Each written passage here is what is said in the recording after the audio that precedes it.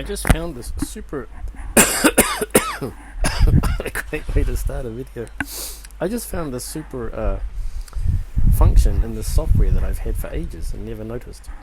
The ability to have this little window here, this one, me, in the video while I'm talking to you about something. So this is just for fun. It's not going to be the final version, but I thought I'd put it here just to play with it and get some experience of doing this. So I've got the beautiful background of our balcony and the weather's cold, so yeah, whatever. And what I want to show you, this is an assignment that I prepared all about conditionals and modals, and it's quite a long story. Like we could see is 10 pages, and one of the additional bonus exercises that you can do with it is to look at the language inside it. And I think this is something that teachers don't often point out to their students. There's a lot that you can learn just by looking at this and thinking about how the sentences are constructed. I want to show you an example, so actually I'll save this. I'll make a copy of this so I don't destroy the original one.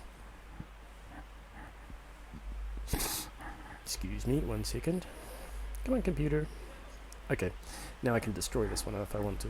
So, say for example, I wanted to just focus on... The key thing is, don't look at the whole thing, it's impossible.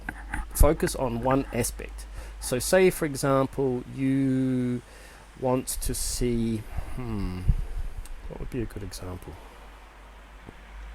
We could use connecting words, maybe. I don't know that I've used that many, but let's have a look. Which you should... So this is not really a connecting word, but it does connect two parts of the sentence. So we could do that. If you aren't serious about it, as well as the challenges, as well as... So it's a connecting phrase. What colour did I use? That one. Generally, for your convenience over there. And lastly, so it's another connecting phrase. Taking care of these. So these is a connecting word because it connects to the previous sentence. Taking great care of things so that you can. So it connects two ideas. On another occasion. So that's kind of another kind of making a bridge between one idea and another idea. Get from the design, focus on instruction, making that sentence. Okay, yep.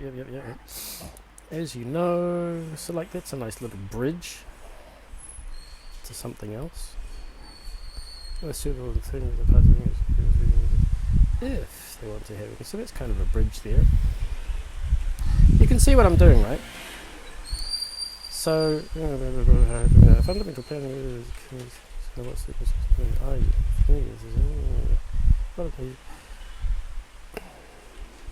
even in it's kind of a emphasis bridging word maybe. So this was maybe a bad example, but let me go back and look at something else. So let's go back.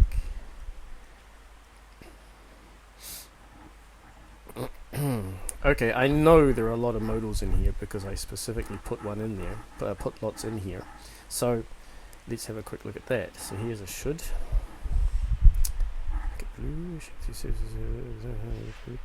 Serious about it. You should. Here's another should. God damn it, I know there's a shortcut for this, so I don't need to keep doing this clicky thing. Hold on 1 second, I'll find the shortcut. 1 second! Okay, I found it. We should be faster now.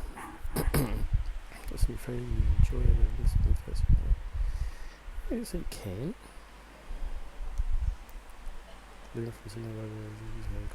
May. So it's ridiculous the number of modal verbs that we use in standard English, and this is why I talk about them in class all the time. Need. So it's ridiculous. We just use them all the time, and they're so important just for explaining little differences in what you're talking about.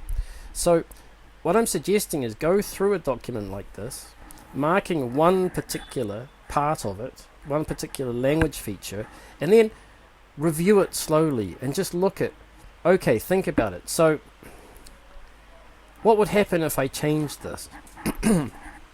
You should think about, are there other options? Like, let's look at this one. What would happen if I say you can attempt? So pause the video for a second and think about, what difference does that make? Hopefully you realized it's a bit weak for me as a teacher to say to you, well, you can attempt, but as you've probably learnt if you are taking lessons with me, that can is sometimes quite useless in English. It really just talks about ability. I can walk. Oh, congratulations, well done, you're super. So here I'm trying to encourage them, or I'm trying to suggest in a polite way that you should attempt these. If I was going to use a bad word, but I thought maybe I shouldn't in the video. If you are not a very nice teacher, you might say, which you will attempt. But what does that sound like in English? What would the facial expression be of the person who said this to you? Think about that for a second. I'll pause, you pause, and then think about it, and then come back. So hopefully you have the idea of you will like this, which means it's really only a parent talking to a young child. I can't think of another scenario where that's going to happen. So, this is a really good thing that you can do. So let's go down and try another one. What about this one? It's not really clear now. I'm looking at this one. Hold on, let me change the color. What about this one? These may include. How can I change this? Can I change it? These can include? What do you think about that? Pause, think. Okay, if you said it's impossible, you're right. It's completely impossible. It's ridiculous. But this is a really common mistake that students make. This particular sentence I hear all the time, and it means nothing in English. It's really rubbish.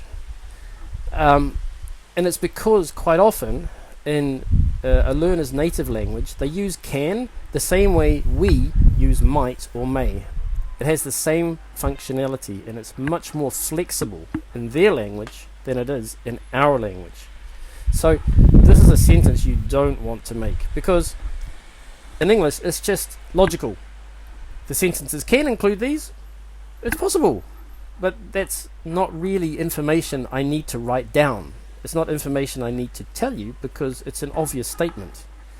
If I jump out of this window, I can fall to the ground. Yeah, it's possible. Stupid. Okay, what else can I put in here then? You have a think. Okay, so if you thought about will, how does that change the sentence? Pause, think. I'm going to pause myself actually. I have to think about this too. Okay, I have an answer. Do you have an answer? Well, what this means is that I am guaranteeing that in this document somewhere there will be some phrasal verbs and there will be some idioms.